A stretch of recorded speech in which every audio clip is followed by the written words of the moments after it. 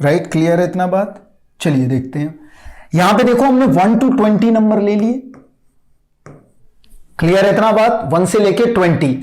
और हमने इसमें दो इवेंट्स बनाई, एक डिविजिबल बाई 2 बनाई और एक डिविजिबल बाई 5 बनाई, राइट। चलिए दो इवेंट बना लेते हैं।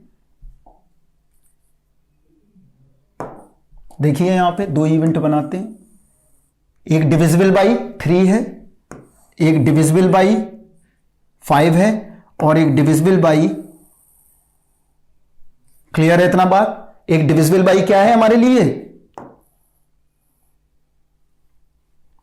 क्लियर है। चलिए यहां देखते हैं अब, तो एक हमारे पास 1 से लेके 20 तक के डिजिट्स हैं, ये हमारा टोटल सैंपल स्पेस है।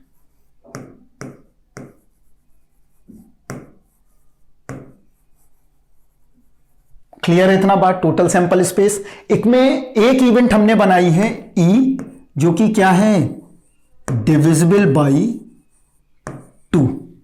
दूसरी इवेंट मैंने बनाई है डिविजिबल बाई 5। तो कुछ ऐसे नंबर भी तो होंगे जो 2 और 3 दोनों से डिविजिबल होंगे, 2 और 5 से, वो भी नंबर लिख लेते हैं।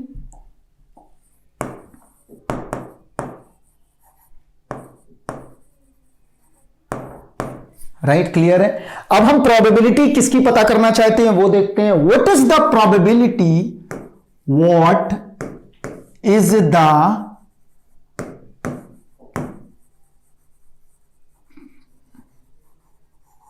Probability P E union F, ये हम पता करना चाहते हैं, या मैं ये पता करना चाहता हूं प्रोबेबिलिटी ऑफ डिविजिबल बाई 2 और 5। अभी इनके बहुत सारे क्वेश्चन देखना है, जैसे हमने प्रीवियस जो लेक्चर थे उनमें बहुत सारे क्वेश्चन देखते थे, उसमें उससे ज्यादा भी देखना है, राइट। या हम इसी को क्या लिख सकते हैं, और प्रोबेबिलिटी इफ एट लीस्ट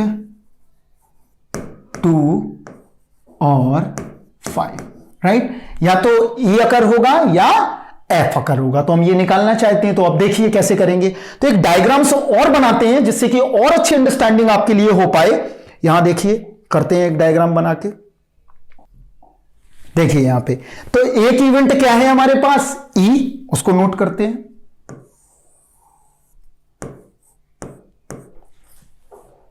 दूसरी इवेंट हमारे पास क्या है, एफ, इसको नोट करते हैं। और ये टोटल क्या है हमारे पास, एस। और कॉमन रीजन क्या आ रहा है हमारे पास, वो भी लिखते हैं। देखो कॉमन रीजन क्या है, ये रीजन क्या है, n of E intersection F, यही हुआ। क्लियर है इतना बात। इस रीजन में कितने नंबर ऑफ एलिमेंट होंगे आप लोग बताइए, एन ऑफ ई होंगे। इस रीजन में कितने एलिमेंट होंगे, एन ऑफ एफ होंगे। और टोटल रीजन में कितने एलिमेंट होंगे, एन ऑफ एस होंगे। तो अगर हमें ये वाली प्रोबेबिलिटी पता करनी है, suppose that just like example कि हम ये निकालना चाहते हैं, देखिए कौन सी, सॉरी, देखिए ये रीजन की प्रोबेबिलिटी हमें पता करना है। क्लियर है, तो कैसे करेंगे देखते हैं अब यहां पे।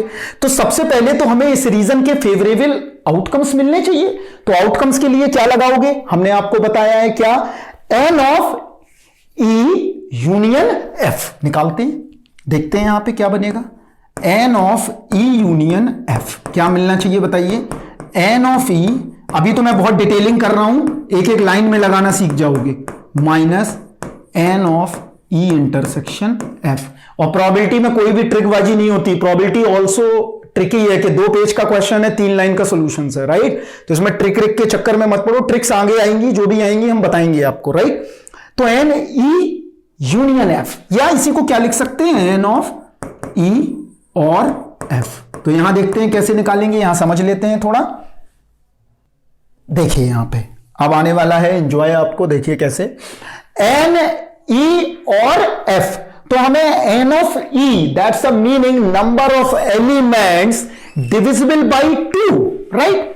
Number of element divisible by 2 plus n of f means number of elements divisible by 5, number of element divisible by 5, right. आगे क्या है, number of elements divisible by 2 and 5।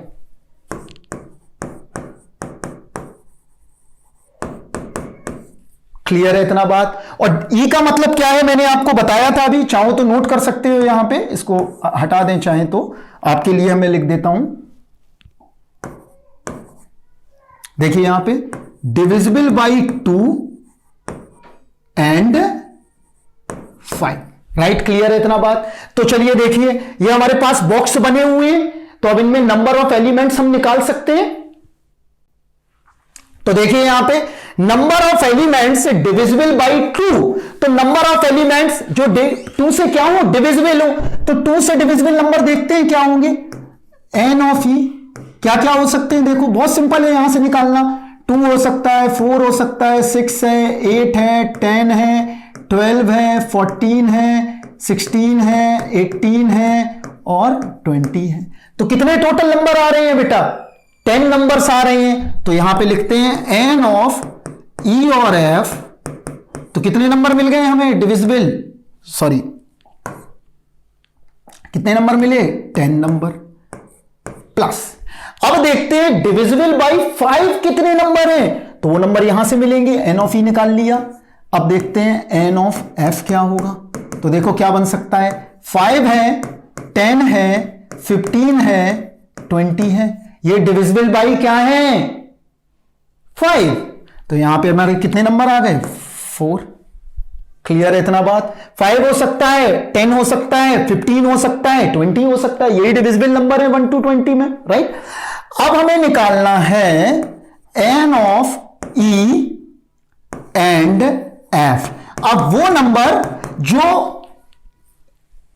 2 से भी डिविजिबल हैं एंड 5 से भी डिविजिबल हैं। तो डोंट पैनिक, अभी हम निकाल चुके हैं, कौन से नंबर हैं, 10 एंड 20। अब देखो यहां से समझ में आ रहा है कि 10 यहां भी आ गया और 10 यहां भी आ गया, तो उसको एक बार क्या करना है, सब्सट्रैक्ट करना है, राइट। तो -2, राइट। क्लियर है।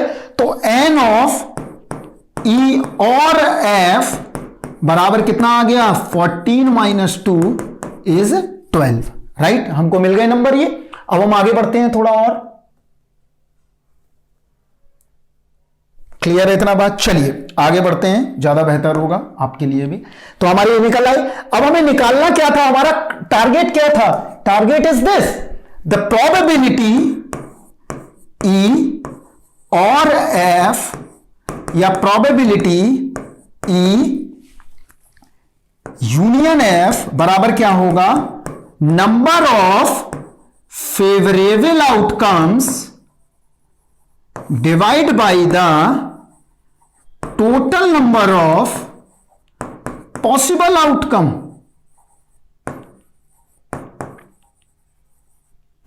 चलिए, तो नंबर ऑफ फेवरेबल हमारे पास निकल आई है, यही तो हमारी नंबर ऑफ फेवरेबल है, अभी हमने किया है। तो नंबर ऑफ फेवरेबल मतलब n E union F divide by n of F, यही है हमारे पास। चलिए अब आगे बढ़ लेते हैं। तो देखिए क्या आ रहा है यहां से, समझ लेते हैं। इतना आ गया। चलिए अब आगे बढ़ लेते हैं। तो क्या मिला हमें, देखिए P of E union F बराबर, तो फेवरेबल कितने हैं हमारे पास, फेवरेबल हमारे पास 12 नंबर हैं। तो 12 और टोटल नंबर कितने थे हमारे पास, यहां देखिए N of S is 20 number. तो यहां पे आ गया 20, इसको कट कर दो, कितना आया 6/10। क्लियर है इतना बात। तो प्रोबेबिलिटी E और F या probability at least one occur, at least one, that's mean E, F, इनमें से एक हो कोई, तो इसकी प्रोबेबिलिटी कितनी निकल आई, 6/10। तो आई थिंक आपको समझ में आया कि अगर इंटरसेक्शन है तब भी हम कर लेंगे, यूनियन है हम तब भी कर लेंगे। क्लियर है इतना बात। तो ये बहुत ही बेसिक फंडामेंटल थे, हमने बेसिक फंडामेंटल्स को आपको और बेसिक तरीके से बता दिया है। अब देखते हैं केस नंबर 3। ये समझ में आ गया होगा, हम दोबारा नहीं समझा रहे हैं, it's a very easy task, आप लोग खुद कर सकते हो। और अब देखते हैं हम case number 3, one of the most important task. अब देखते हैं केस नंबर 3। चलिए,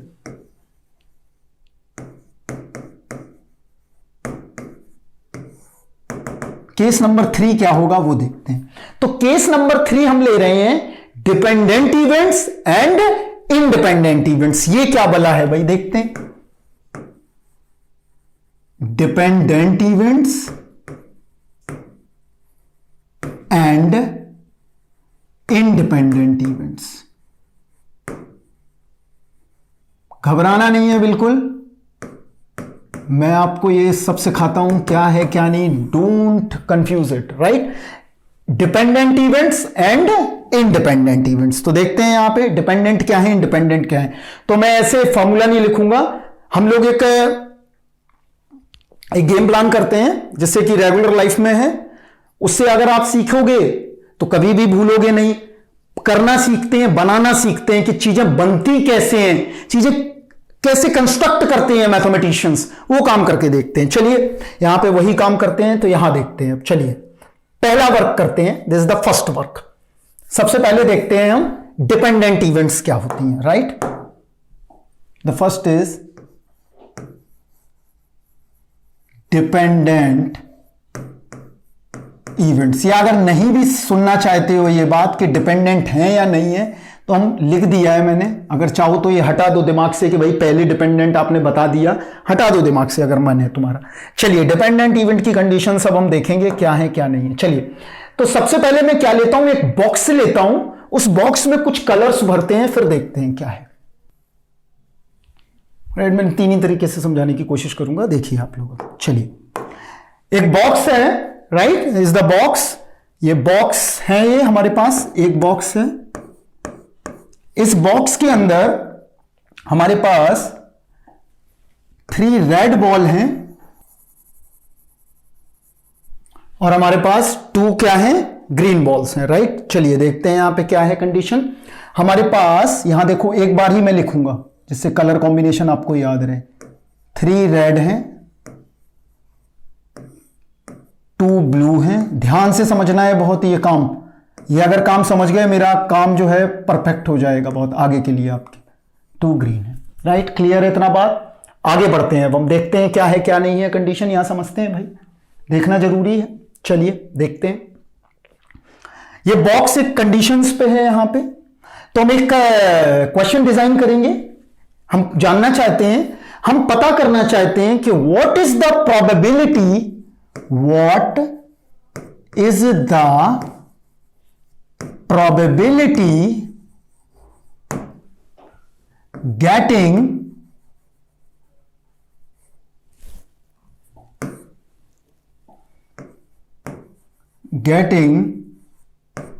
to red ball। क्लियर है, हम ये निकालना चाहते हैं। तो देखते हैं भाई कैसे करेंगे। देखो यहां पे, तो हम पहले विदाउट रिप्लेसमेंट का केस लेते हैं। विदाउट रिप्लेसमेंट देखिए कैसे लेंगे, यहां समझते हैं। हमारे पास 3 रेड हैं, 2 ब्लू हैं और 2 ग्रीन है। तो हम क्या करें, पहला जो फर्स्ट है हमारा, यहां से हम एक बॉक्स को हटा देते हैं, इट्स बेटर, राइट। क्लियर है, ये हमारी कंडीशन है। क्लियर। चलिए देखते हैं अब यहां पे हमने क्या किया, फर्स्ट ड्रॉ किया, पहली बॉल हम ड्रॉ करते हैं 1 by 1, राइट। यही हमने सीखा था। तो चलिए यहां पे first draw, first red ball, right. First हमने रेड बॉल ड्रॉ की। जब हमने फर्स्ट रेड बॉल ड्रॉ कर रहे हैं, तो यहां पे अब क्या है, विदाउट रिप्लेसमेंट का केस है। तो पहली रेड का क्या आएगा, प्रोबेबिलिटी यहां लिखते हैं, देखो, प्रोबेबिलिटी ऑफ रेड 1 क्या मिलेगा बताइए। 3 is a favourable, divide by total, तो कितना आ गया, 3/7 आ गया, 3/7। इसका मतलब यह हुआ कि अब यहां पे कितनी बॉल्स बची होंगी, अब यहां पे 2 रेड रह गई होंगी, राइट। तो यहां पे 2 रेड बना लेते हैं। मैथ्स देखो भी लिखना सीखोगे, रीजनिंग, ठीक है। और ब्लू हमारे पास सेम है, उतनी ही बची हैं। ग्रीन हमारे पास वही 2 बची हैं। क्लियर है इतना बात? चलिए, अब पहली रेड तो निकल आई, लेकिन हमें निकालना क्या है? दूसरी रेड, और विदाउट रिप्लेसमेंट का केस है तो ऑब्वियसली एक बॉल क्या हो गई? कम हो गई। अब हम निकालते हैं second red ball, right? Second red ball, अब हम निकालेंगे सेकंड। देखिए, तो अब हम सेकंड रेड बॉल निकाल लें। इसका मतलब यह हुआ, यहां समझो, रेड 1 निकल चुकी है, तभी तो हम सेकंड रेड बॉल निकालेंगे। तो इसका मतलब यह है कि अब हम सेकंड रेड बॉल निकालने के लिए हम क्या नोटेशन लें? देखो, प्रोबेबिलिटी रेड 2 इज, लिखो, पहले लिखना सीखो, is occurring and red 1 is occurred, right? यही तो हुआ नोटेशन कि रेड 2 अकरिंग है, आने वाली है, और रेड 1 अकर्ड हो चुका है, राइट? तो अगर देखो, हम ऐसे भी तो लिख सकते हैं। देखो यहां पे मतलब क्या होता है इन चीजों का, यहां समझ लो, यहां समझो, इसको ऐसे लिख सकते हैं। देखो कैसे, red 2 divide by red 1, that's means कि red 1 is already occurred and red 2 is occurring. जो हमारी डिवाइड में इवेंट है वो ऑलरेडी हो चुकी है। जैसे कोई पार्टिकल प्रेजेंट में जहां है, फ्यूचर उसका प्रेजेंट तय करेगा, ना कि पास्ट, राइट? तो इसमें क्या मतलब है कि red 1 is already occurred and red 2 by red 1 is occurring. समझ गए इतना बात? तो इसका मतलब यह हुआ, देखो इसका मतलब क्या है यहां समझते हैं।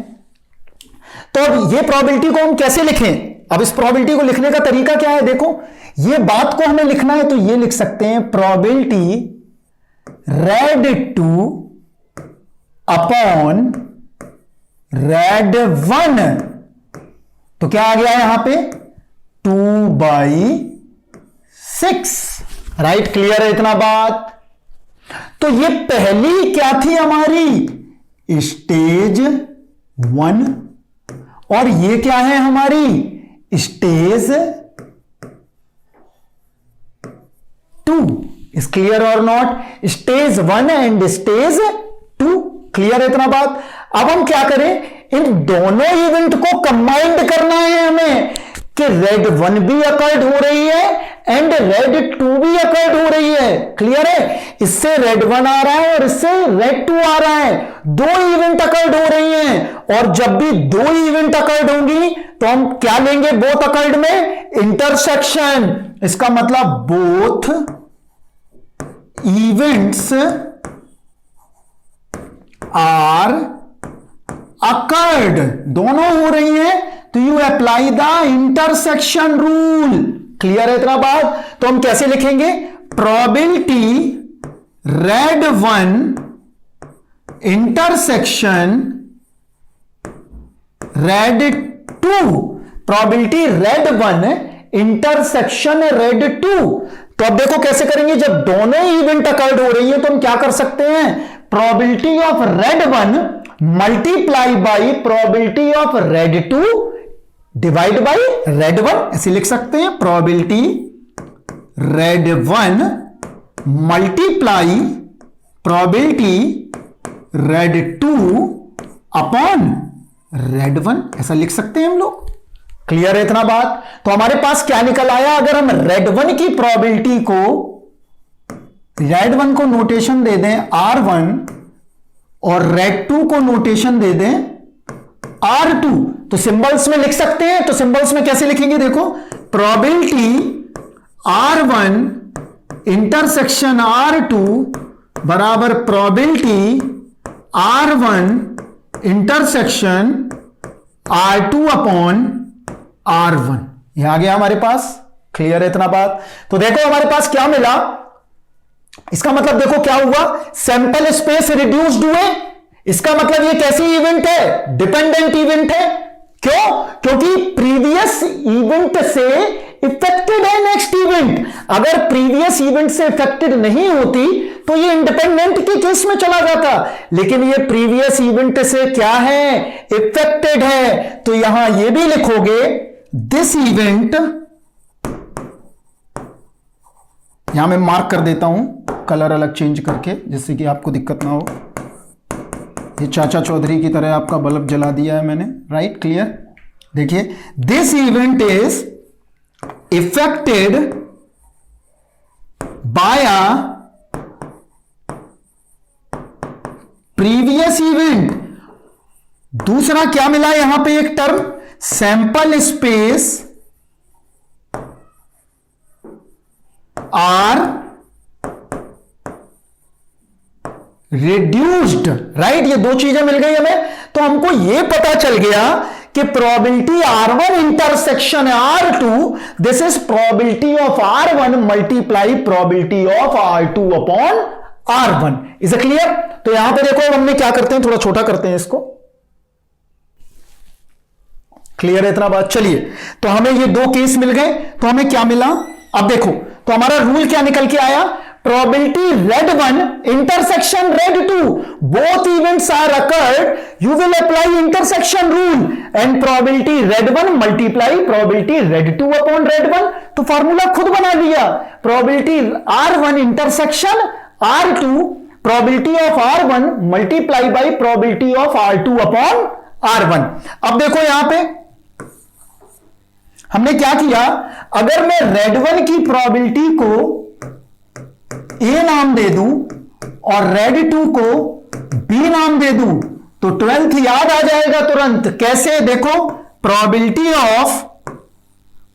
ऑफ A इंटरसेक्शन B बराबर प्रोबेबिलिटी ऑफ A, मैथ्स लिख दी हमने, हमें लिखना सीखना है, हमें रटना नहीं है। तो क्या आ गया? Probability of A multiply by probability of B upon A। This rule is also use dependent events. तो कभी भी अगर डिपेंडेंट इवेंट्स आती हैं तो हमेशा क्या रूल इस्तेमाल करोगे? यही रूल इस्तेमाल करोगे। डिपेंडेंट इवेंट्स के केस में हमेशा क्या होगा? Probability of A multiply by probability of B upon A। अब हम एक काम करते हैं, एक केस और आगे बढ़ा के देखते हैं, क्या कुछ और बात मिल जाए हमें यहां पे। क्लियर है? तो हमारे लिए क्या समझ में आ गया कि अगर सैंपल स्पेस रिड्यूस्ड हो रही है तो एवरी टाइम डिपेंडेंट इवेंट्स होंगी, और अगर प्रीवियस इवेंट से इफेक्टेड है तो हमारा क्या होगा? डिपेंडेंट इवेंट होगा। ऐसा समझ लो कि प्रेजेंट पे जहां पार्टिकल होगा उसकी ट्रेजेक्टरी प्रेजेंट तय करेगा कि फ्यूचर में कहां जाना है, ना कि पास्ट तय करेगा। पास्ट से कोई मतलब नहीं है। ये स्टेज अब तय करेगी कि आगे की प्रोबेबिलिटी क्या होगी। अभी मैं इस प्रेजेंट स्टेट पे खड़ा हूं, अब मुझे कहां जाना है ये स्टेट तय करेगा, ना कि मैं प्रीवियस में जहां खड़ा था वो स्टेट तय करेगा।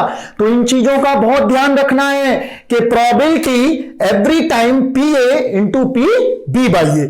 अब हम एक काम करते हैं, इसको 3 के केस में लगा के देखते हैं और एक जनरलाइज्ड रूल बनाते हैं डिपेंडेंस का, जो कि आपके रैंडम प्रोसेस में, इलेक्ट्रॉनिक्स में बहुत काम आएगा।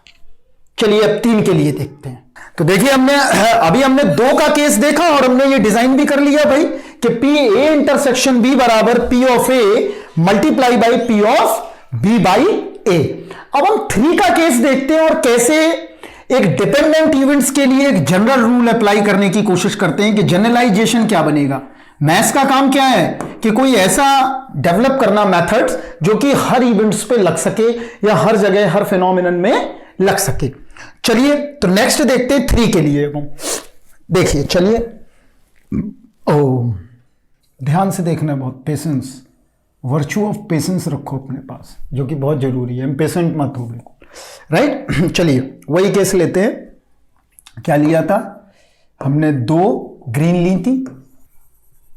क्लियर है इतना बात? चलिए, तो हमारे पास ये सेटिंग है बॉल्स की, राइट? अरेंजमेंट्स है। इसमें देखिए क्या क्या है। चलिए, पेशेंस से बहुत हम देखेंगे आराम से। देखिए यहां पे हम क्या जानना चाहते हैं, पहले वो लिखते हैं। हमें पता करना है probability of 3 red ball 1 at a time. Clear है? ये पता लगाना है और ये केस किसका लेना है हमें? विदाउट रिप्लेसमेंट का। क्लियर है इतना बात? चलिए आगे बढ़ते हैं, देखते हैं। तो देखिए हमने पहला ड्रॉ किया, फर्स्ट ड्रॉ कर रहे हैं, पहली रेड बॉल। तो यहां देखते हैं,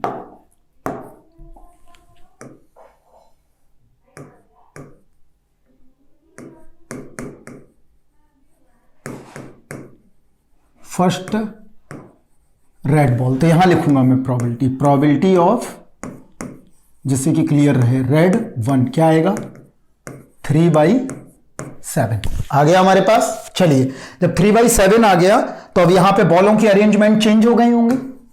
यहां 2 बॉल्स बची होंगी,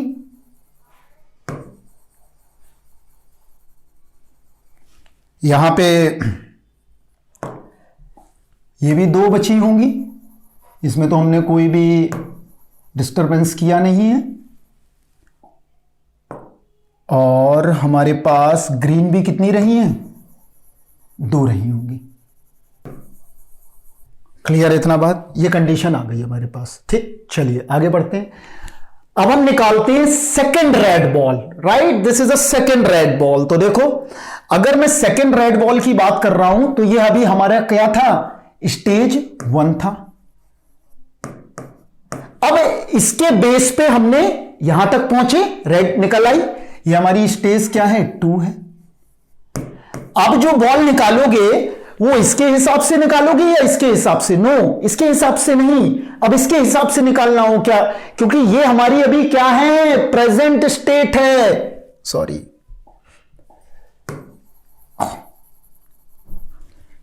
बहुत मेहनत चाहिए बेटा अच्छा पढ़ाने के लिए, तो यहां पे आपके लिए मेहनत की जा रही है, तो आप करते रहिए काम।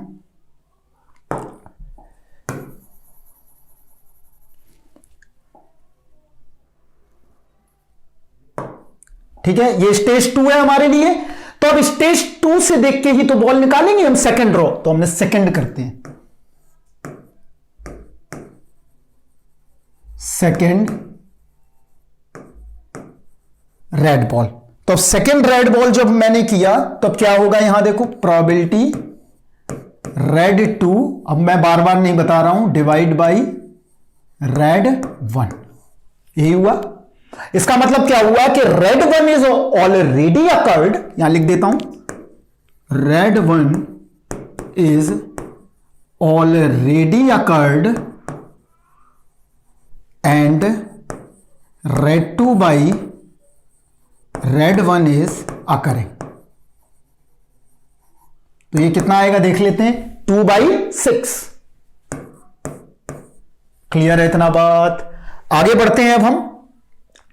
अब यहां पे बॉल कितनी बची होंगी? अब एक बॉल रह गई होगी, फिर से अरेंजमेंट बनाते हैं। कोई बात नहीं, मैं आपके लिए दोबारा बनाता हूं। यहां ब्लू भी 2 है, अभी से कोई फर्क नहीं पड़ा क्योंकि हमने इनमें डिस्टर्बेंसेस ही नहीं किया है कलर्स में। यहां पे भी यही है कंडीशन। क्लियर है? अब आप बताओ, अब जो बॉल निकाली जाएगी वो इसके बिहाफ पे निकाला जाएगा या इसके बिहाफ पे? इसके बिहाफ पे निकाला जाएगा। इसका मतलब अब निकालते हैं हम थर्ड।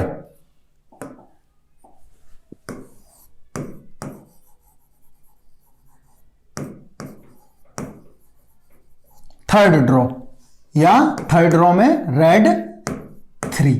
चलिए अब कैसे निकालते हैं देखते हैं। यहां पे तो रेड 3 निकालना है। एक काम करता हूं मैं, इस वाली चीज को भी थोड़ी देर के लिए हटा देता हूं। राइट, कोई घबराने की बात नहीं है, बाद में हम लोग इसको देख लेंगे बाद में। ठीक है, चलिए अब हमें निकालनी है रेड 3। इसका मतलब ये हुआ R3 red 3 divide by red 1 and, क्योंकि दोनों हो चुकी हैं तो एंड इस्तेमाल करेंगे, रेड 2 इज अकर्ड। ये हो चुका होगा और आगे वाला प्रोसीजर होने वाला होगा। तो अब क्या आएगा? 1/5। क्लियर है? ये इसकी स्टेज 2 थी और ये कौन सी स्टेज है? ये स्टेज 3 है इसके लिए। क्लियर है इतना बात? चलिए अब आगे बढ़ लेते हैं, देखते हैं कैसे बढ़ेंगे अब आगे। चलिए देखिए अब यहां पे हमारा काम क्या था वो भी लिख देते हैं। प्रोबेबिलिटी हमें क्या निकालना था, 3 रेड बॉल्स, राइट, यही निकालना है। चलिए आगे बढ़ते हैं, अब देखते हैं यहां पे क्या है। अब ये स्टेज 1 है, ये स्टेज 2 है, ये स्टेज 3 है, और तीनों को साथ में अगर काम करना है, तीनों इवेंट साथ में लेना है, समझ में आया ना कि क्या लेना है हमें। देखो यहां पे कि probability red 1 intersection red 2 intersection red 3, यही तो लेना है हमें कि यहां पे रेड 1 भी अकर्ड हो रही है, रेड 2 भी अकर्ड हो रही है और रेड 3 भी अकर्ड हो रही है। This is the common portion, red 1 red 2 red 3, is a clear. तो रेड 1 भी है, रेड 2 भी है और रेड 3 भी है।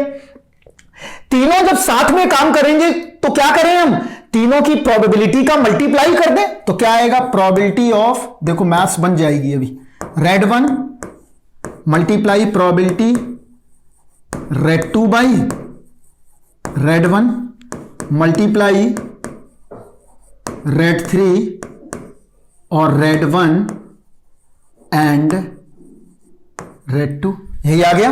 क्लियर है इतना बात। चलिए तो अगर ये दोनों अकर हुई होंगी तो इसको ऐसे भी तो लिख सकते हैं, प्रोबेबिलिटी ऑफ, तो रेड 1 की प्रोबेबिलिटी को नाम दे दो और सिंपल कर दो R1, रेड 2 दे दो R2, रेड 3 दे दो R3 और रेड 1 इंटरसेक्शन, सॉरी देखो रेड 1 एंड रेड 2 क्या होगा बताओ, R1 इंटरसेक्शन R2, क्योंकि दोनों इवेंट अकर हो रही है। क्लियर है इतना बात। चलिए अब आगे बढ़ लेते हैं हम, देखिए अब यहां पे क्या आएगा। तो red 1, this is the probability of R1 multiply probability of R2 by R1 multiply probability of R3 upon R1 intersection R2, यही आया हमारा। और यहां पे क्या आया, probability R1 intersection R2 intersection R3, इस क्लियर। तो हमारा क्या निकला, probability of R1 probability of R2 by R1 probability of R3 intersection R1 intersection R2। अब हम क्या करें यहां देखो और आगे बढ़ते हैं। देखिए अब हमने क्या किया, ये तो रूल आ गया हमारे लिए। अगर हमारे पास 4 इवेंट्स होंगी, 5 होंगी तब तो बाद में बात है।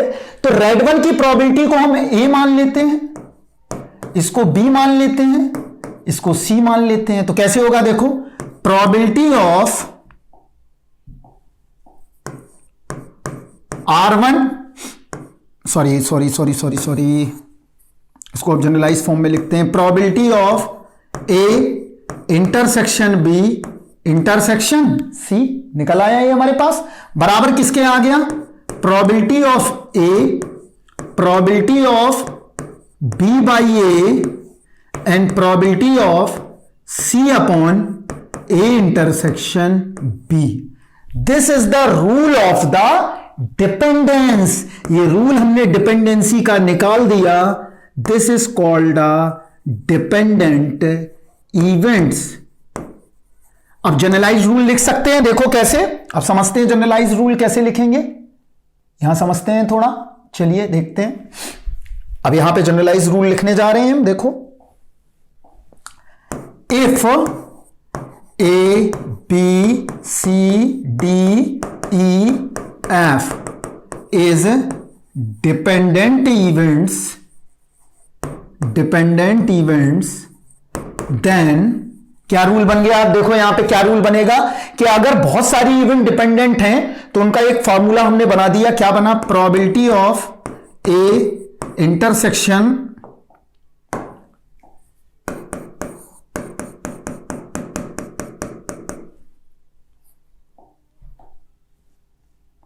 क्या बना, देखो, probability A intersection B intersection C intersection D intersection E dash dash dash, यही बना सारी प्रोबेबिलिटी के लिए। तो क्या बनेगा, P ऑफ A, अब याद हो जाना चाहिए, करके देख सकते हो घर पे बैठ के, probability of B by A probability of C upon A intersection B, probability of D upon A intersection B intersection C डेट डैश डैश। यही आ गया हमारा, आगे बढ़ता चला जाएगा। क्लियर है इतना बात? इसी को हम लोग क्या बोलते हैं? Dependent event. और डिपेंडेंट इवेंट में सैंपल स्पेस रिड्यूस्ड होते हैं और प्रीवियस इवेंट से इफेक्टेड होती है, और प्रोबेबिलिटी क्या होती है? PA into PB by A, right? Clear? तो इसको हम लोग क्या बोलेंगे? This rule is a dependence of events या डिपेंडेंसी। अगर कभी भी डिपेंडेंसी पूछी जाए तो you will apply this rule. Clear है इतना बात? तो ये रूल अगर हम अप्लाई करेंगे तो इजीली हम कैलकुलेट कर पाएंगे। तो कभी भी अगर डिपेंडेंट का केस आ जाए तो आपके लिए कोई बहुत बड़ी बात अब नहीं रही, आप इजीली कैलकुलेट इसको कर सकते हो। क्लियर है इतना बात? इसी पे बेस्ड एक एग्जांपल देखते हैं, इसके बाद हम बढ़ते हैं इंडिपेंडेंट इवेंट्स की तरफ। चलिए इस पे बेस एक एग्जांपल हो जाए, ज्यादा बेहतर है। मैं ज्यादा नहीं समझा रहा हूं, ऑलरेडी मैंने बहुत अच्छे ढंग से आपको बता दिया है, कहीं बुक्स में भी इस तरह से नहीं मिलेगा, तो इस तरह से आप समझ सकते हैं। आगे बढ़ते हैं, एक इसका शॉर्ट एग्जांपल देखते हैं बहुत। चलिए देखो, हमने अभी किया हुआ है वो एग्जांपल, सॉरी, चलिए देखिए यहां पे हमने क्या किया, एक बिन लिया, इस बिन में हमने 10i ले लिए और 10t ले ली, और प्रोबेबिलिटी हमने पूछी है, प्रोबेबिलिटी ऑफ IIT। इसका मतलब क्या हुआ, हम चाहते हैं probability of I1 intersection I2 intersection T। देखो अभी कैसे, हमने प्रीवियस मेथड से अगर हम करके देखें तो हम क्या करेंगे, देखो सबसे पहले हमने क्या किया, हमने फर्स्ट ड्रॉ किया, राइट? पहला आई निकाला, फर्स्ट आई, तो हमारी फर्स्ट आई की प्रोबेबिलिटी क्या आ रही है, P I1 क्या आएगा बताओ, 10/20। अब मैं ज्यादा डिटेलिंग नहीं करूंगा, यहां समझ जाओगे, राइट?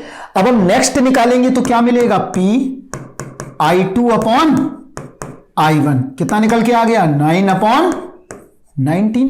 क्लियर है? अगला T निकालेंगे तो क्या होगा, probability I2 upon I1, this rule is, अब होगा T upon I1 intersection I2।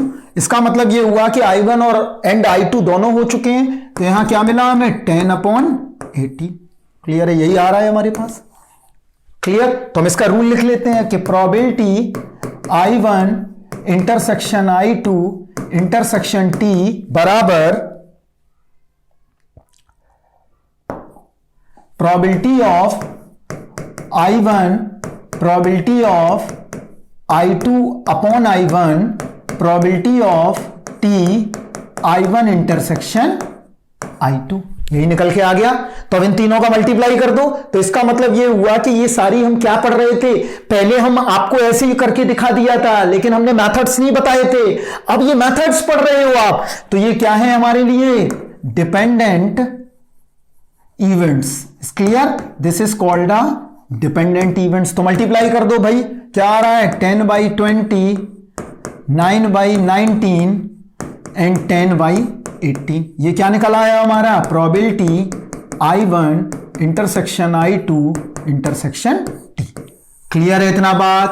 तो ध्यान रखिए कि अगर डिपेंडेंसी का केस आए तो every time we use in A intersection B बराबर PA into PB by A। Is clear और नॉट? इतना अगर बात आप लोग समझ गए होंगे तो आपको फिर कोई ज्यादा समस्या नहीं आनी चाहिए। या लाखों इवेंट्स हों, हमें कुछ नहीं करना है, नेक्स्ट हर स्टेज पे हम चेक करते चले जाएंगे और हमारी प्रोबेबिलिटी निकलती जाएगी। तो हमने देखा कि विदाउट रिप्लेसमेंट के केस में, विदाउट रिप्लेसमेंट के केस में एवरी टाइम हम क्या यूज करते हैं, डिपेंडेंट इवेंट्स। वाई? क्योंकि चांस यहां पे क्या हो जाते हैं, चेंज हो जाते हैं। ये बस ध्यान रखो, छोटे छोटे पॉइंट्स। क्लियर है? अगर चांस चेंज हो रहे हैं दैट्स अ मीनिंग कि हमारी कैसी इवेंट है, डिपेंडेंट इवेंट है। इट्स अ क्लियर और नॉट? अब हम देखेंगे नेक्स्ट इंडिपेंडेंट इवेंट्स। क्लियर इतना बात? चलिए अब हम देख रहे हैं इंडिपेंडेंट इवेंट्स क्या होंगी उसके बारे में बात करेंगे।